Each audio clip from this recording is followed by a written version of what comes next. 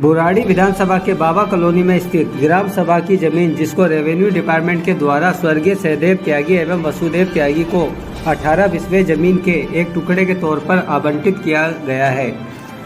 इसको लेकर बाबा कॉलोनी में ही रहने वाली संध्या कुमारी व स्थानीय नागरिकों ने इस आवंटन को गलत बताया और एसडीएम कार्यालय का विरोध प्रदर्शन किया। साथ ही इस मामले में विधायक संजय झा पर ग्राम सभा की जमीन पर अवैध कब्जे कराने के आरोप लगाए। आइए सबसे पहले आपको दिखाते हैं कि संध्या कुमारी इस पूरे मामले पर क्या कुछ कह रही है। मैडम, कितने गज का मामला है ये ग्राम सभा का? देखिए, वहाँ मौके पे तो 250-300 गज जगह है। वहाँ मौके पे 250-300 गज जगह है, पर आवंटन कागजों में इन्होंने 900 गज किया है। अगर 900 गज का ऑर्डर पास करते हैं, ये सबके मकान गली सब जा रहा है, वहाँ के गली भी बंद हो रहा, मकान भी बंद टूटेंगे। अब आप लोग बताइए, ये कहाँ से न्याय हो रहा है? ये कौन से न्याय है कि यहाँ रास्ता बंद कर दिया जाए, लोगों का घर तोड़ दिया जाए और किसी को मुआवजे के तहत आवंटन कर दिया जाए। 2007 में किसी को मुआवजा मिला था, किसी त्यागी भाई को, और उसके मुआवजे के एवज में वहाँ 900 गज दे रहे हैं, जिसमें कई लोगों का मकान भी जा रहा है, गली भी बंद हो रहे हैं। एसडीएम साहब शर्म कर लें। ग्राम सभा की जमीन से जुड़े इस बड़े मामले ने इतना तूल पकड़ लिया है कि बुराड़ी के विधायक संजीव झा ने ग्राम सभा की जमीन के इस मामले को दिल्ली विधानसभा में रखते हुए कहा कि ग्राम सभा की जमीन को गलत तरीके से आवंटन किया गया है, जिसकी जांच होनी चाहिए। देखिए दिल्ली विधानसभा में विधायक संजीव झा क्या कुछ कह रहे हैं। एक बहुत गंभीर विषय में सदन में उठाना चाहता हूं और माननीय राजस्व मंत्री का ध्यानाकर्षण भी आपके माध्यम से चाहता हूं। हमारे यहाँ अनऑथराइज कॉलोनी में, जो रेगुलराइज कॉलोनी है, उसमें ग्राम सभा की ज़मीन है। जनरली राजस्व विभाग क्या करती है, उस चकबंदी के टाइम में जो कमी पेशी के नाम पे अनऑथराइज कॉलोनी के अंदर जो ग्राम सभा की ज़मीन वो अलॉट कर देता है। हमारे यहाँ एक हडवार की ज़मीन थी, हडवार की ज़मीन को अलॉट नहीं कर सकते हैं चकबंदी में कमी पेशी के नाम पे भी। तो 2007 में पहले अलॉट किया गया था, लोगों ने चैलेंज किया, रुक गया, फिर 2009 में अलॉट किया। उसको लेकर वहाँ के जो RWA थी वो गई डिबकॉम के पास अपील किया, लेकिन उसके बावजूद अलॉट कर दिया गया 2013 में। उसके बाद फिर SDM कोर्ट में लोगों ने अपनी अपील लगाई और अभी आज से 10 दिन पहले SDM ने फिर उसको अलॉट कर दिया। अब वो बीच कॉलोनी में है और कॉलोनी के लोगों का, और कॉलोनी अनऑथराइज्ड रेगुलराइज्ड कॉलोनी है। हालांकि ये प्रोविजन भी था कि अनऑथराइज्ड कॉलोनी जो 2007 के मैप के अंदर अगर कोई ग्राम सभा की जमीन है तो ऐसे भी कोई डिपार्टमेंट उसको अलॉट नहीं कर सकती है। अब इस बात को लेकर हमारे वहाँ के लोकल कॉलोनी रेजिडेंट में या पूरे विधानसभा में इस बात को लेकर बहुत रोष है। मैं आपके माध्यम से राजस्व मंत्री जी का ध्यानाकर्षण भी करना चाहता हूँ। मैंने चिट्ठी भी लिखा है कि पहले इसको इमीडिएटली रोक दिया जाए, क्योंकि वो बहुत कीमती जमीन है और कॉलोनाइजर लोग हैं वो बेच देंगे, वो फिर गरीब लोग से शिकार हो जाएंगे। तो पहले इमीडिएटली रोक दिया जाए और फिर राजस्व विभाग के सभी अधिकारियों को बुलाकर ये पूछा जाए कि आखिर कैसे इस तरह की गलती हुई और इसको क्यों अलॉट किया जाए। के रूप में मिली जमीन के इस विवादास्पद मामले में जिस परिवार को ये जमीन आवंटित हुई है, उन्होंने प्रेस कॉन्फ्रेंस के जरिए इस मामले की सच्चाई बयान की। स्वर्गीय सहदेव त्यागी एवं स्वर्गीय वसुदेव त्यागी के परिजन विपिन त्यागी व सुरेंद्र त्यागी ने प्रेस वार्ता में पत्रकारों को बताया कि जो लोग आवंटित हुई जमीन पर आवाज उठा रहे हैं, उनकी मंशा इस जमीन पर कब्जा करने की है।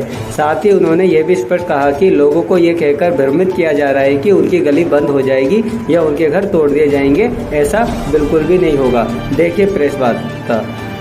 अभी कुछ दिनों से बाबा कॉलोनी में जो ज़मीन है वो हमारी ज़मीन है और उसको लेकर के कुछ लोग झूठ बोल करके लोगों को भ्रमित कर रहे हैं। उसके फैक्ट मैं आपको बता रहा हूँ। ये जो ज़मीन है चकबंदी के दौरान 1980 में चकबंदी हुई बुराड़ी की और 7 बीघा 8 बिस्वा ज़मीन हमें लगी, जिसमें से जब उसकी निशानदेही ली गई तो 6 बीघा 4 बिस्वा पर पहले से डेवलप था, वो कॉलोनी बसी हुई थी। ये नथुपुरा में लगी थी, जिसका हमने उसका इसके केस इसमें दायर किया तहसीलदार साहब को कि हमारी जो बाकी ज़मीन 6 बीघा 4 बिस्वा ज़मीन जो है हमें अलॉट की जाए। इसका 1987 में हमने पहली एप्लीकेशन दी और इसमें उसके बाद एफसी के पास हम गए और 25/10/2007 को एफसी ने ऑर्डर किया कि इनकी जो ज़मीन जो कीमत इनकी बची हुई है इनको अलॉट कर दी जाए। 2009 में कंसोलिडेशन ऑफिसर ने ये हमें जगह जगह टुकड़ों में ज़मीन अलॉट की, जिसमें से एक टुकड़ा यहाँ पे बाबा कॉलोनी में था। 18-20 ज़मीन हमें यहाँ दी गई। इसके बाद 2.5 साल तक हमें वहाँ की निशानदेही देकर कब्जा नहीं दिया गया। उसके बाद हम हाई कोर्ट गए।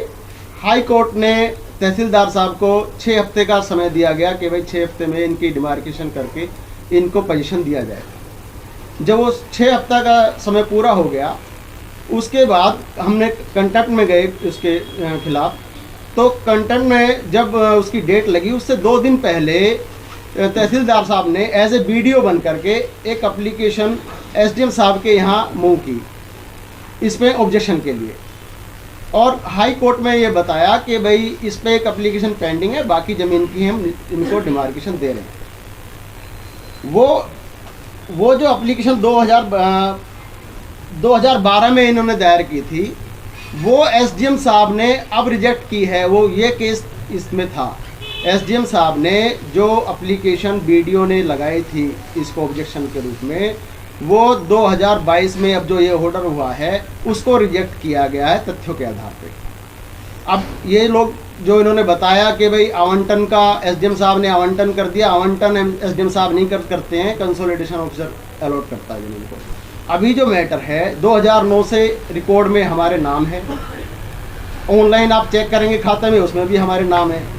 ना ज़मीन पे कभी कोई स्टे लगा है, ना कोई रोक लगी है, वो कंटिन्यूस हमारे नाम है। एक जो एप्लीकेशन मूव की गई थी एक ऑब्जेक्शन के रूप में, वो उनको एसडीएम साहब ने अब रिजेक्ट किया है। तो ये इसमें ज़मीन की जो तथ्य हैं ये तो ज़मीन के हैं। उसके बाद 39 साल लगे जी इसको ज़मीन पे हमें मिलने में।